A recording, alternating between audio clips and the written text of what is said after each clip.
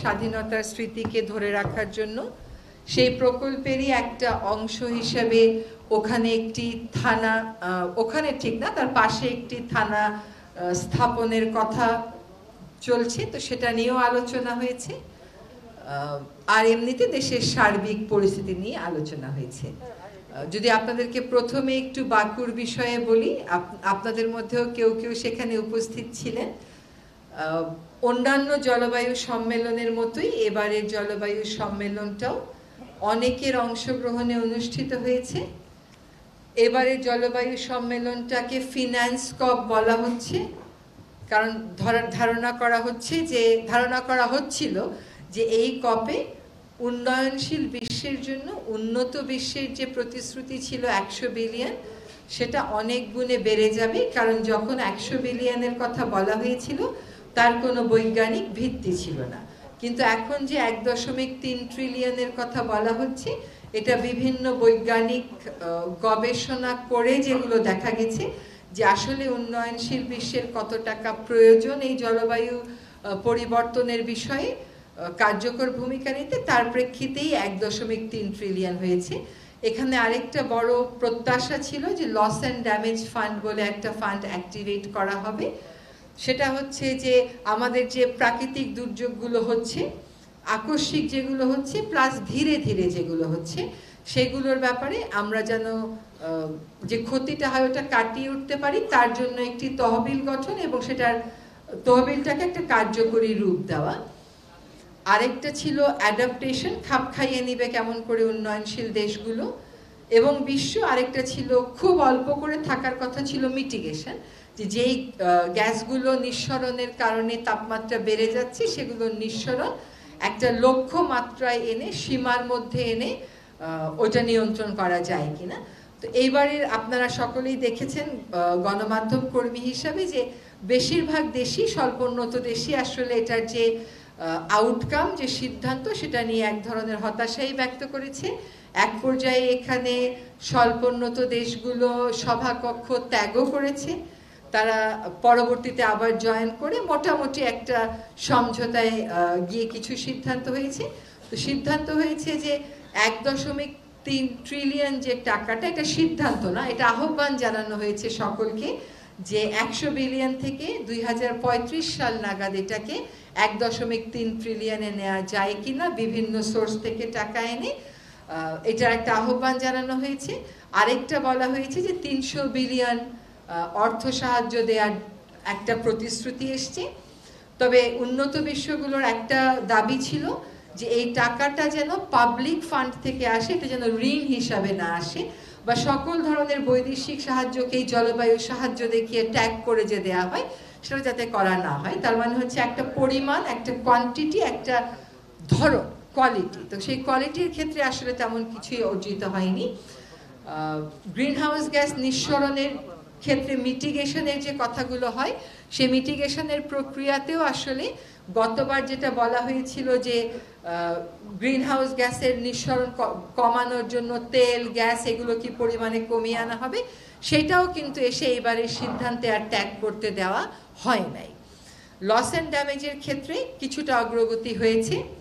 সেই অগ্রগতিটা হলো যে এই পর্যন্ত $750 মিলিয়ন মতন প্রতিশ্রুতি এসছে, কিন্তু এটাকে কার্যকর করতে আগামী বছর পর্যন্ত লাগবে।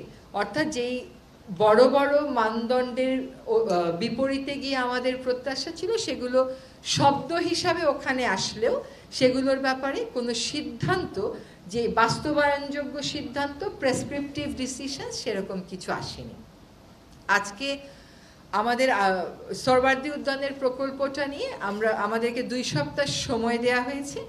এই 2 সপ্তাহ সময়ের মধ্যে আমরা ওখানে যে থানাটা স্থাপন করা, এইটার ব্যাপারে বসে প্রকল্পটা একটু দেখে ওই থানার ব্যাপারে কি সিদ্ধান্ত দেয়া যায় 2 সপ্তাহ পরে ক্যাবিনেটে আমরা সেটা জানাবো। আর তাছাড়া অর্থ মন্ত্রণালয় যে মিটিংগুলো করেছে ওয়ার্ল্ড ব্যাংকের সাথে, সেটার ব্যাপারে অবহিত করা হয়েছে এবং সেখানে যে সিদ্ধান্তগুলো হয়েছে সেগুলো বাংলাদেশের জন্য বেশ ইতিবাচক বলেই অ্যাডভাইজারি কাউন্সিলকে জানানো হয়েছে। এবং তারপরে আমরা কথা বলেছি যে আমাদের সাম্প্রতিক সময়ের ঘটনাবলী নিয়ে, এবং সেগুলোর ব্যাপারে যখন আপনাদের একবারে প্রশ্ন আসবে তখনই উত্তর দেব। আর রাজনৈতিক দলগুলোর ব্যাপারে সাথে যে আলোচনা হয়েছে সে ব্যাপারে আপনাদের প্রশ্ন থাকলে মাহফুজ যেহেতু দুটোতেই উপস্থিত ছিল সে উত্তর দেবে। ধন্যবাদ। কলম আছে? আমার আছে।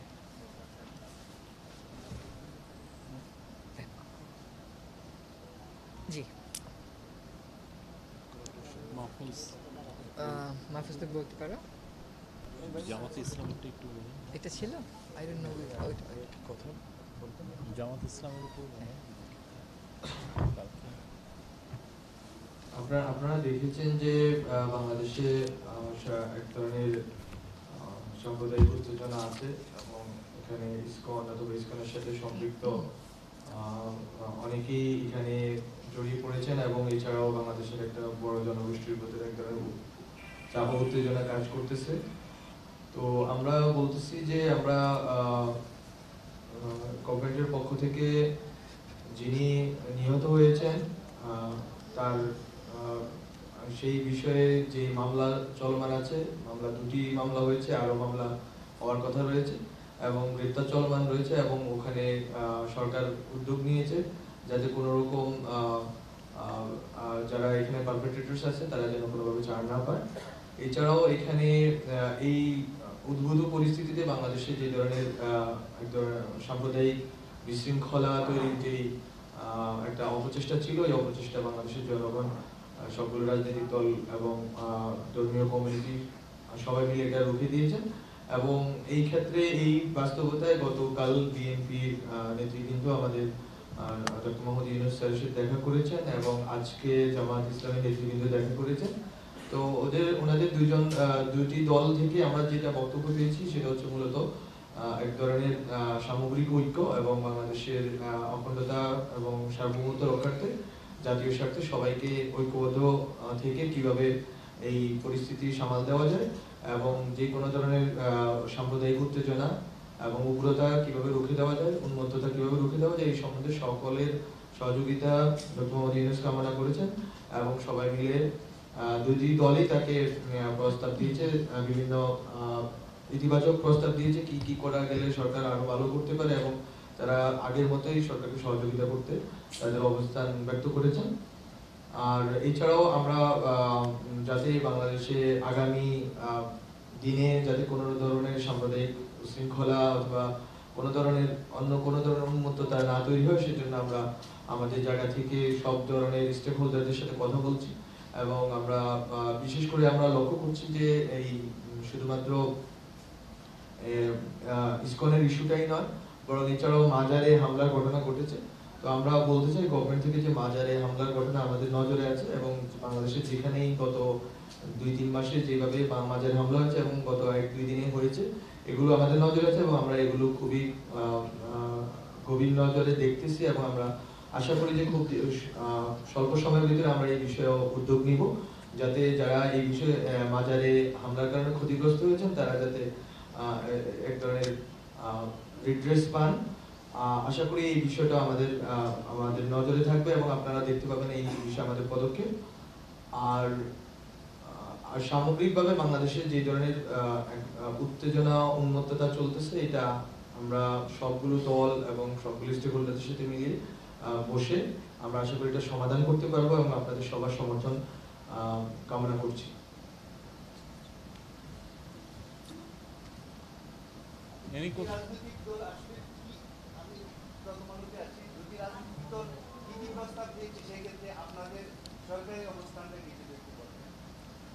ওনাদের প্রস্তাবনা আছে মূলত সব স্টেক হোল্ডারদের সাথে বসার জন্য, যাতে কোনো ধরনের কমিউনিকেশন গ্যাপ না থাকে। ধরেন আমরা সংখ্যালঘু যেই ধর্মীয় নেতৃত্ব আছে, এছাড়াও যারা সংখ্যাগরিষ্ঠ ধর্মীয় নেতৃত্ব আছে, সবাইকে আমরা রিচ করার চেষ্টা করেছি এবং সামনের দিনে আমরা রিচ করব সব ধরনের স্টেক হোল্ডারকে নিয়ে, যাতে জাতীয় ঐক্য এবং বাংলাদেশের সার্বভৌমত্ব এবং জাতীয় স্বার্থ রক্ষা করা যায়। এই ক্ষেত্রে সবাই পরামর্শ দিয়েছেন এবং পরামর্শের কেন্দ্রবিন্দুতে আছে ঐক্য এবং সব স্টেক হোল্ডারদের সাথে মিলে যাতে আমরা কথা বলি এবং এই ক্ষেত্রে সরকার আন্তরিক।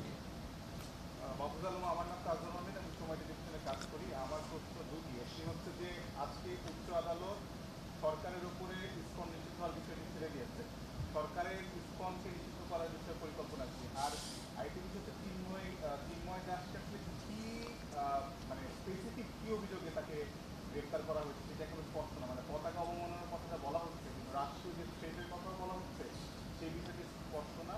রাষ্ট্রীয় থ্রেটটি কিভাবে আসছে সেই বিষয়টি স্পষ্ট করছে। গভর্নমেন্টের পজিশন, এটা হাইকোর্ট ডিভিশন, আমি যতটুকু দেখেছি হাইকোর্ট ডিভিশনে যে মামলাটি দিয়েছে ওখানে রিটের শুনানি হিসাবে সেখানে বলা হয়েছে যে গভর্নমেন্ট এই বিষয়ে উদ্যোগ নিচ্ছে, যেহেতু বলতো এটা হাইকোর্ট, আর হাইকোর্ট এটা গভর্নমেন্টের উপরে অর্পণ করেছে এবং গভর্নমেন্ট, আমরা মনে করি যে আমাদের দিক থেকে বাংলাদেশে কোনো সংগঠন নিষিদ্ধ করা,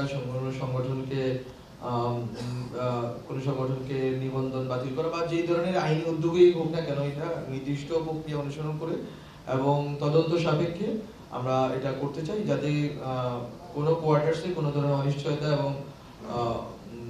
এবং সংকট না তৈরি হয়। তো এটা আমরা নিশ্চিত করব যাতে হচ্ছে সুষ্ঠু তদন্ত এবং সম্পৃক্ততা পাওয়া গেলে আমরা সেই ক্ষেত্রে ব্যবস্থা নেওয়ার ক্ষেত্রে আমরা মনে করি যে আমাদের অ্যাডভাইজারি কাউন্সিল আলোচনা সাপেক্ষে এটা আমরা সিদ্ধান্ত নিব। আর দ্বিতীয় বিষয়টি চিন্ময় কৃষ্ণ দাসের বিষয়ে আমাদের অ্যাডভাইজারি কাউন্সিলের অনেকেই ইতিমধ্যে বলেছেন, ওনার বিরুদ্ধে স্পষ্ট একটা অভিযোগ আছে।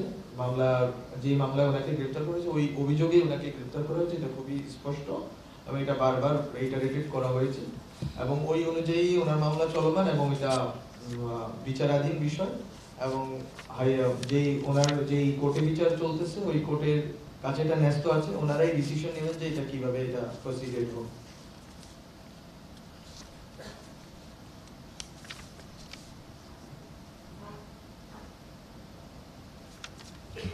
ওকে, জি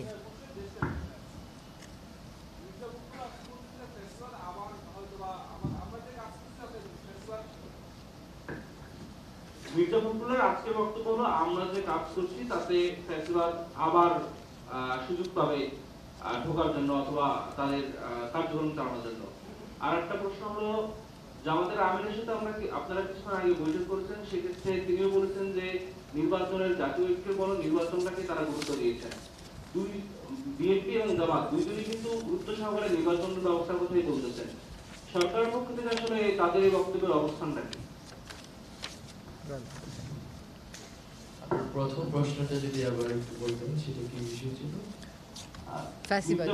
বক্তব্য বলেছেন যে আমরা মানে সরকার যেভাবে কাজ করছে তাতে ফ্যাসিবাদ আবার আপনার তাদের কার্যক্রম আবার তারা সরাসরি চালাতে পারবে, মানে এরকম ঢুকে যেতে পারে, এরকম তিনি বলেছেন। হ্যাঁ, এটা আসলে সরকার অথবা আমি মনে করি ওনার বক্তব্য আমি দেখিনি, সুতরাং আমি বলতে পারবো না। বাট আমরা মনে করি যে সরকার, রাজনৈতিক দল, জনগণ কেউই এখানে আলাদা নয়। এটা কোনো অভ্যুত্থানের সরকার, এখানে সবারই দায়িত্ব আছে, সরকার থেকে শুরু করে রাজনৈতিক দলগুলোর, যে কিভাবে বাংলাদেশের অখণ্ডতা রক্ষা করা যায় এবং জনগণ কিভাবে জনগণকে ঐক্যবদ্ধ ধরে রাখা যায়। তো সবারই দায়িত্ব এবং এই ঐক্যবদ্ধ ধরে রাখার প্রক্রিয়া জারি রাখলে আশা করি কখনই আর ফ্যাসিজম ফেরত আসবে না। আর দ্বিতীয় প্রশ্নে জামাতের আমির ওনাই অথবা বিএনপি নির্বাচনের কথা বলেছেন, অবশ্যই নির্বাচনের বিষয়টি সরকারের নজরে আছে বলেই নির্বাচনে উদ্যোগ আছে। সার্চ কমিটি গঠন করার পরবর্তীতে নির্বাচন কমিশন গঠন করা হয়েছে, ওনারা শপথ নিয়েছেন, আরো অন্যান্য যে কার্যক্রম আছে এটা কার্যক্রম চলমান আছে। বাট সরকারের দিক থেকে দৃষ্টিভঙ্গি হচ্ছে যে সংস্কার, যেটা বাংলাদেশের জনগণ যে জন্য জীবন দিয়েছেন, এই সংস্কারের একটা দৃশ্যমান প্রক্রিয়া হওয়ার পরেই নির্বাচন হবে।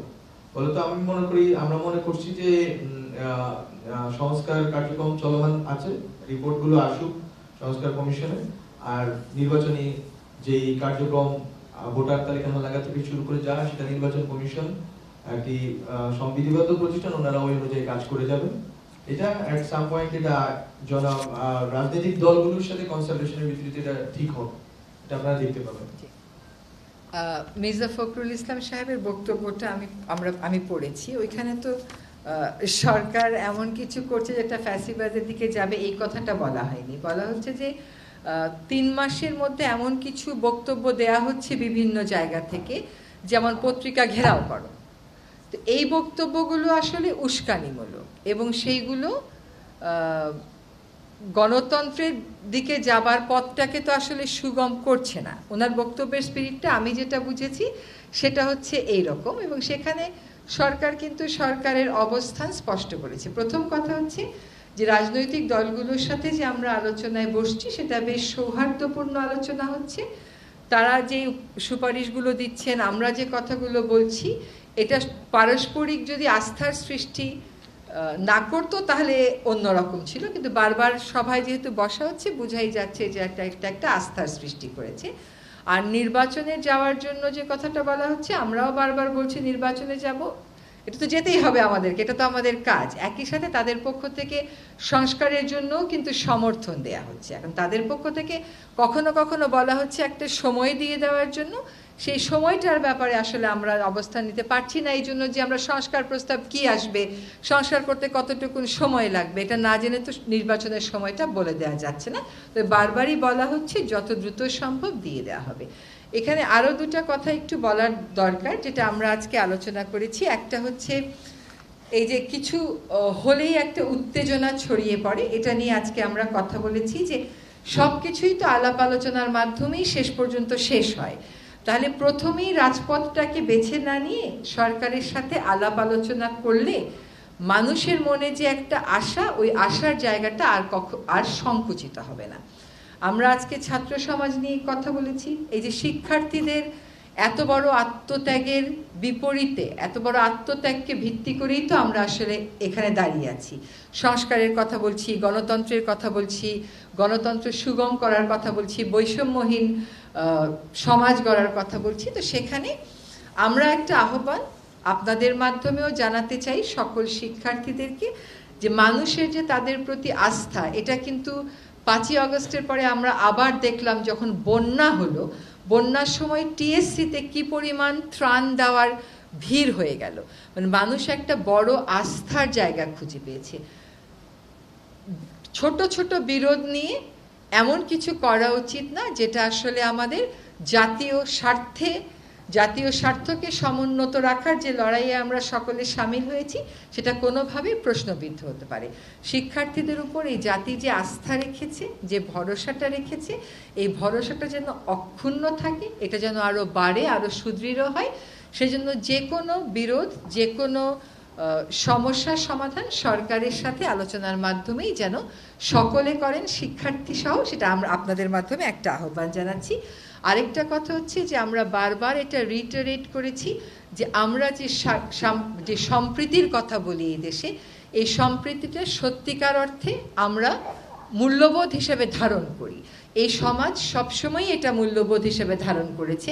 এটা যদি আপনারা গতকাল যে পরিস্থিতিটা শান্ত থাকলো এটাও মূল্যায়ন করেন, তাহলেও দেখবেন যে অনেক উস্কানি আসতে পারে, কিন্তু সহসা বাংলাদেশে এসব উস্কানিতে প্ররোচিত বাংলাদেশের সাধারণ মানুষ কখনো হবেন না। এবং বাংলাদেশের এই সাধারণ মানুষের যে স্পিরিটটা, এটা সরকারেরও স্পিরিট, যে এখানে কেবল আমরা সম্প্রীতি বলবো তা না, আমরা সত্যিকার অর্থে সম্প্রীতিটা স্থাপন করে দেব।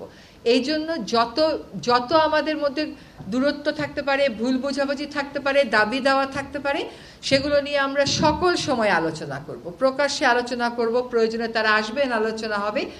প্রতিটি অপরাধের বিচার হবে, অপরাধের বিচারের সাথে এই সম্প্রীতিকে আমরা কোনোভাবেই মিলিয়ে ফেলব না। এবং এই সম্প্রীতিটা যাতে এই সরকার আমরা যে কয়দিন দায়িত্বে আছি, এই সম্প্রীতিটার বন্ধনটা যেন আরো দৃঢ় হয়, আমরা সেটার জন্যই আন্তরিকভাবে কাজ করে যাব। আমি কি প্রশ্ন করতে পারি? সবাই প্রশ্ন করতে পারে।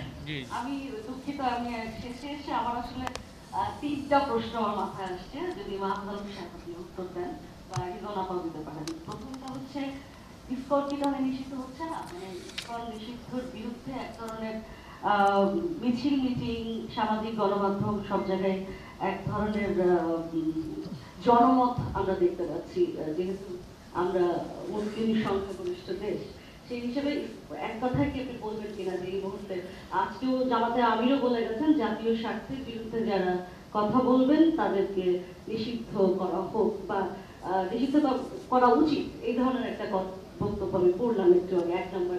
2 নম্বর হচ্ছে সংস্কার কমিটিগুলোর সুপারিশগুলো কবে নাগাদ আমরা পাচ্ছি? আমরা তো জানতাম যে এটা নভেম্বর বা ডিসেম্বরের মধ্যে চলে আসার কথা, সেটা কবে আসছে এবং সেটা আসার পরে আসলে কতদিন সময় নেবে? যেন আপা বলছিলেন যে সেটা আসার পরে সিদ্ধান্ত যে নির্বাচন কবে হবে বা কিভাবে হবে।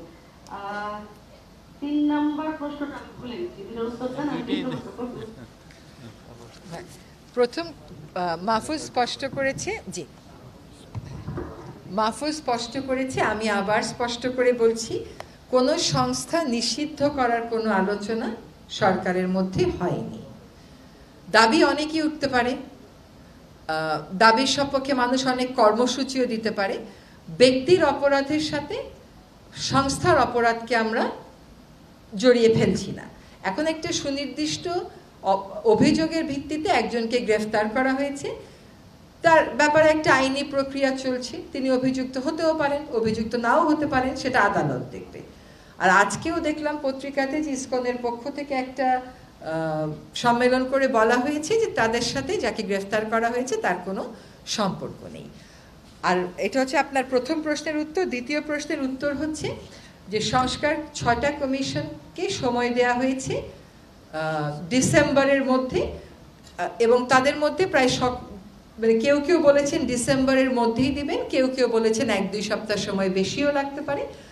তো এই সংস্কারগুলোর সাথে নির্বাচনের একটা সম্পর্ক তো আছে।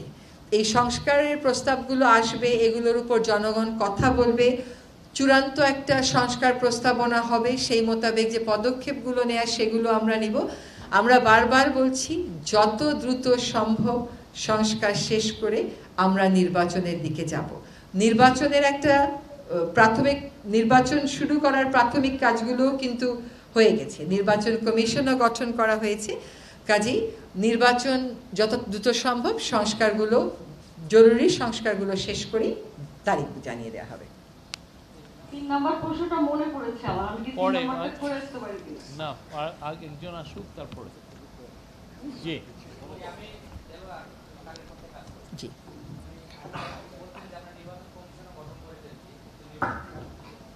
নির্বাচন সংস্কার কমিশনের যিনি প্রধান তিনি বলছেন যে রাজনৈতিক দলগুলোর চাপে নির্বাচন কমিশন গঠন করেছে অন্তর্বর্তী সরকার। এটি একটি বিষয় যে আসলে কি রাজনৈতিক চাপে এটি গঠন করা হয়েছে নাকি আপনাদের কাজের অংশ। বা দ্বিতীয় প্রশ্ন হলো যে আজকে যে শাহবাগ থানার যে বিষয়টি বলেছেন, এই প্রকল্পটি কিন্তু দীর্ঘদিন ধরে চলছে, 3 ধাপে এটা 3য় পর্যায়ে প্রকল্প চলছে।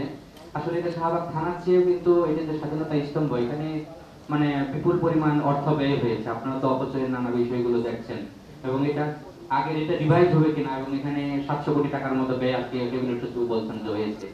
এবং এটাতে পরিবেশ, আপনি যেহেতু পরিবেশের সাথে যুক্ত, এখানে আন্দোলন হয়েছিল পরিবেশ বিভিন্ন সংগঠনগুলো, মনে হয় আপনিও আন্দোলন করেছিলেন এখানে, যে গাছগুলো যখন কেটে ফেলা হয়েছিল সেই গাছগুলো কেটে এখানে মানুষের নানা রকম কথা ছিল, ওইগুলোর ব্যাপারে কোনো কথা থাকবে কিনা, বা এই মূল কথা যে এই প্রজেক্টটা রিভাইজ করা বা এটার অপচয়টাকে পর্যালোচনা করা, সার্বিক মানে পুরো প্রজেক্টটাকে দেখা হবে কিনা। ধন্যবাদ। আচ্ছা, প্রথম কথা হচ্ছে যে আপনি যখন দায়িত্ব নেন রাষ্ট্র পরিচালনার, তখন নানামুখী চাপের মুখোমুখি আপনাকে হতে হবে। এটা তো অস্বাভাবিক কিছু না। কিন্তু নির্বাচন কমিশন যদি আমরা নভেম্বরে না করে জানুয়ারিতে করতাম, তখন একই প্রশ্ন করতেন আপনি। তো নির্বাচন কমিশন করতে হবে, করা হয়েছে। এটা একটা নিয়মতন্ত্রের বিষয়, নিয়মতান্ত্রিকভাবে এটা করা হয়েছে, এটা কোনো চাপে করা হয়নি। চাপটা তো নির্বাচন কমিশন গঠন নিয়েছিল না, চাপটা হচ্ছে চাপ ঠিক না, দাবিটা হচ্ছে নির্বাচনের তারিখ দেন, নির্বাচনের রোড ম্যাপ দেন। তো কিন্তু নির্বাচনের কমিশন ঘোষণা করে ফেলেন, এটা কোনো চাপের বিষয় না, এটা আমাদের কাজের অংশ হিসেবে। আরেকটা হচ্ছে আজকে সরওয়ার্দী উদ্যানের যে পুরো প্রকল্পটা, এটা নিয়ে কোনো কথা হয়নি। থানাটা স্থাপন জরুরি মনে করছে স্বরাষ্ট্র মন্ত্রণালয়। স্বরাষ্ট্র মন্ত্রণালয়ে সেই দাবির প্রেক্ষিতে প্রকল্পটা যেহেতু আগামী বছর শেষ হয়ে যাবে, সেজন্যই আমরা একটু 2 সপ্তাহ সময় নিয়েছি। 2 সপ্তাহ আমরা একটু বসে দেখব যে এই থানাটা এইখানে হবারই উপযোগী কিনা। এখন আমরা বসে যদি এই প্রকল্প সম্পর্কে এমন কিছু জানি যেটা আমরা মনে করি ক্যাবিনেটে রিপোর্ট করা দরকার, সেটা আমরা রিপোর্ট করব। কিন্তু আমরা যতটুকু জানি যে সে সময় যে আমরা আন্দোলন করেছিলাম গাছ বাঁচানোর, তারপরে এই প্রকল্পে বেশ কিছু পরিবর্তন আনা হয়েছে এবং গাছ কাটা থেকে সরকার সরে এসেছে।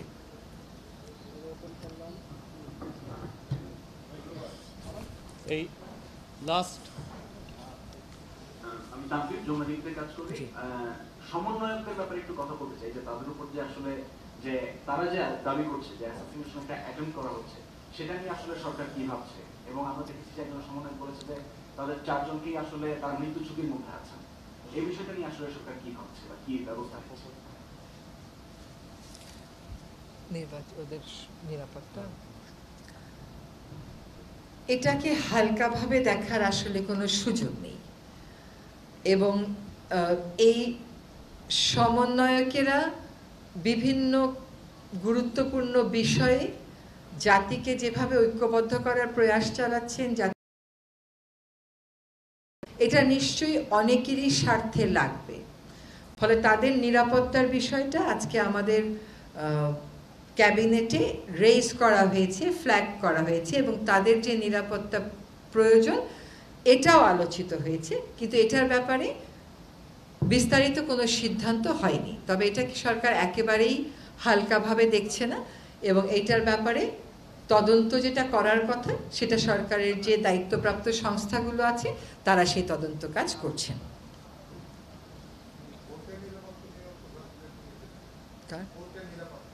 জি জি, সারা দেশের কোর্টের নিরাপত্তা নিয়ে কথা হচ্ছে। আসলে যেটা একটু আগে আমি বললাম যে সকলকেই সংযত থাকতে হবে এবং ধৈর্য ধরতে হবে। কারোর যদি কোথাও কারোর সাথে কোনো বিরোধিতার বিষয় থাকে, সেটা ব্যক্তিগত হোক, সামাজিক হোক, রাজনৈতিক হোক, এটা হিংসাত্মক প্রক্রিয়ায় প্রকাশ করলে আপনি যে ফলটা চাচ্ছেন সে ফলটা তো পাচ্ছেন না। হয়তো আপনার দাবিটা খুবই যৌক্তিক, কিন্তু আপনার দাবি আদায়ের পদ্ধতি যদি বেআইনি হয়ে যায়, পদ্ধতি যদি ধ্বংসাত্মক হয়ে যায়, পদ্ধতি যদি জনগণের অধিকার রক্ষা করবে এমন প্রতিষ্ঠানগুলোর স্বাভাবিক কার্যক্রমের প্রতি বাধা সৃষ্টিকারী হয়ে যায়, তাহলে সেই ক্ষেত্রে কিন্তু আপনার ন্যায্য দাবিও আপনি আর পূরণ করতে পারবেন না। আজকে প্রধান বিচারপতিও বলেছেন, তিনিও তার উদ্বেগ জানিয়েছেন এবং নিরাপত্তার কথা বলেছেন। আমরা সকলকে বলবো এ জাতীয় ধ্বংসাত্মক এবং অবমাননামূলক কর্মকাণ্ড থেকে বিরত থাকতে। কারোর বিরুদ্ধে কারো কোনো অভিযোগ থাকলে, যেহেতু অভিযোগ দায়ের করার প্ল্যাটফর্ম সব ক্ষেত্রেই আছে, সেখানে অভিযোগ দায়ের করা হবে, সংবাদ সম্মেলন করা হবে, কিন্তু ধ্বংসাত্মক প্রক্রিয়া বেছে নিলে আসলে আদতে কারোরই কোনো লাভ হচ্ছে না। আমরা আজকে জানতে পারলাম যে এখানে আলোচনা হয়েছে এবং সিদ্ধান্ত হয়েছে যে যারা উচ্চ আদালতে এরকম অবমাননাকর ঘটনা ঘটানোর জন্য দায়ী তাদেরকে চিহ্নিত করে যেই ব্যবস্থা প্রচলিত বার কাউন্সিল রুলে হবে সেই ব্যবস্থা গ্রহণ করার একটা সিদ্ধান্ত হয়েছে। একইভাবে গত পরশু যে ঘটনাটা ঘটে গেল, এটা তো মর্মান্তিক, এটা কাউকেই সাহায্য করছে না, এই দেশকে বিন্দুমাত্র সাহায্য করছে না। কাজে যদি আমরা সত্যিকার অর্থেই গণতান্ত্রিক হতে চাই, তাহলে নিজেদের মধ্যে আমাদের দাবি দাওয়াগুলো আদায়ের ক্ষেত্রে, সেক্ষেত্রেও কিন্তু আমাদেরকে গণতান্ত্রিক মনোভাবের পরিচয়টা দিতে হবে। Thank you.